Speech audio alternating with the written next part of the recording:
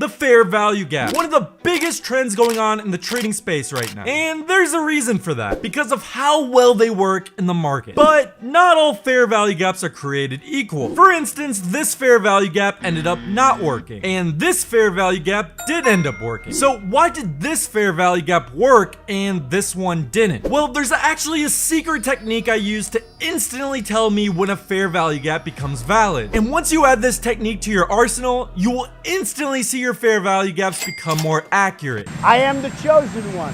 To begin, we first have to go over what a fair value gap actually is. We can have bullish fair value gaps and bearish fair value gaps. A fair value gap is simply when price moves up or down an insane amount, creating a huge candle. The price moved up so quickly that it actually didn't give sellers enough time to counteract this movement, creating an imbalance in the market. Naturally, sellers will want to retest this zone. You can mark a fair value gap by simply marking the candle's top wick before the big move to the candle's lower wick after the big move. This zone is the fair value gap itself. If you look at your chart, you will see these gaps everywhere. Oftentimes, price will want to come back down to this zone, fill the imbalance, and retrace back up to test the highs again, which we can use to our advantage and profit off this move. But if you've ever traded fair value gaps before, you'll quickly notice it doesn't work 100% of the time. This is because you've probably traded an invalid fair value gap. But what makes a fair value gap valid?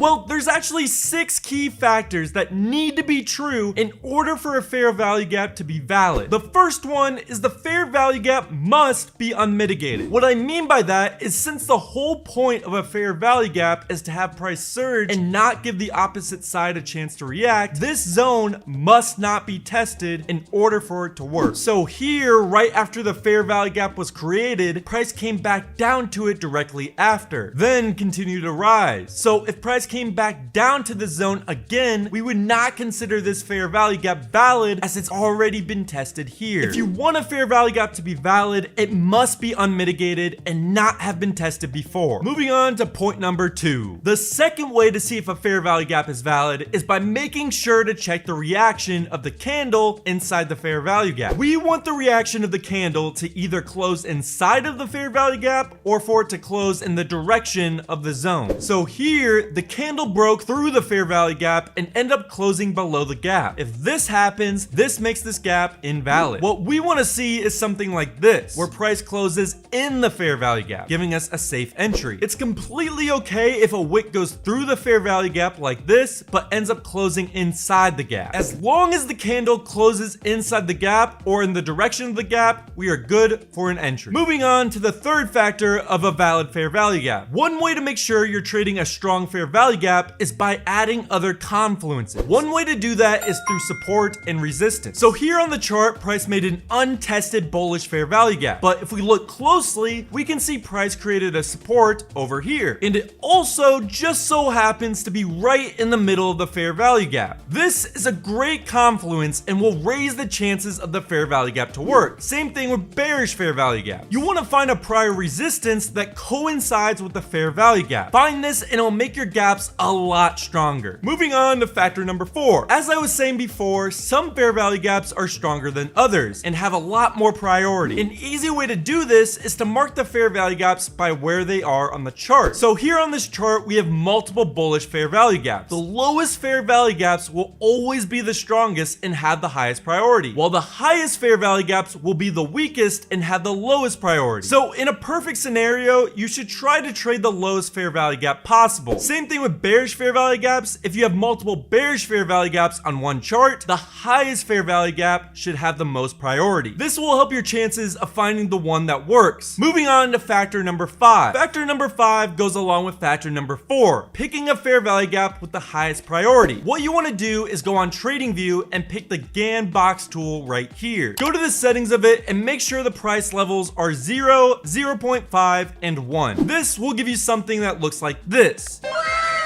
If you have multiple fair value gaps on a chart, just grab this tool and mark from the low of the move to the high of the move. This will give you an easy way to see what fair value gaps to trade. In a perfect scenario, you should not be trading any fair value gaps that are in the upper portion of this tool. You only want to be trading gaps that are in the lower portion of this tool. Same thing with shorts, mark the high of the move to the low of the move. You only want to be trading fair value gaps that are in the upper portion of the tool. If you follow this step, you will only be trading high priority fair value gaps. Moving on to the sixth and final factor. But before that, I'm about to share an absolute gem with you. I made an email list where every time I enter a trade, I share my analysis on that specific trade and why I'm entering. I send this email every single Wednesday and Friday, and there are some absolute gems about the market in every email, including this trade I shared last week, which is up 27%. The best part is, it's absolutely free to sign up and you can cancel anytime. If you want to sign up, I'll leave a link in the description. Go check it out. Okay, let's go back to the sixth and final step. When trading fair value gaps, you should have a break of structure before the gap is made. A break of structure is simply when price breaks the high or the low that is previously made. So in this example, price created a fair value gap, but it did not create a break of structure because it did not break this high right here. So we would not trade this gap. What we want is something like this. For bullish fair value gaps, price should break the high it previously made, and while doing so, it will probably create a fair value gap. This gap will now be valid because it did a break of structure at this high. Same thing with shorts. Price must make a break of structure of the previous low before creating the gap. If you combine all 6 of these steps together, it will create the ultimate fair value gap, and it will greatly increase the chance of respecting this zone so you can profit from it. So here's a live trade example of doing so. First, we see price made this high, so this will be our break of structure point. We wait and make sure price breaks this high so we have a break of structure. Next, we wait for a fair value gap to be created. We then make sure this fair value gap is unmitigated and hasn't been touched before. So in this example, we're good so far. We then mark the highest priority gaps and the lowest priority gap. That way we can see which gaps we should be targeting. We then grab our GAN box tool and mark from the low of the move to the high of the move. As you can see, this gap was created in the upper section of the tool, so we can remove this gap from our chart because we don't want to be trading it anyway. That leaves us with this gap. And if we look closely, we can also see there's a support that just so happens to be right in the fair value gap. We then wait for price to come back down to this zone. Once it reaches this zone, we make sure the candle either closes in the zone or above the zone, which in this example, price did exactly that and is starting to show that it respects this zone. All 6 of our criteria is met, and we know this is a valid fair value gap and has a great chance of becoming a winning trade. We set our take profit at the high of the move and set our stop loss at the low of the candle that made this fair value gap. And just as we expected, price boomed right after touching this fair value gap and gave us a great, beautiful winning trade. Combine all 6 of these steps together and you will instantly see your fair value gaps performing better. Hope you got some value from this video. See you next time.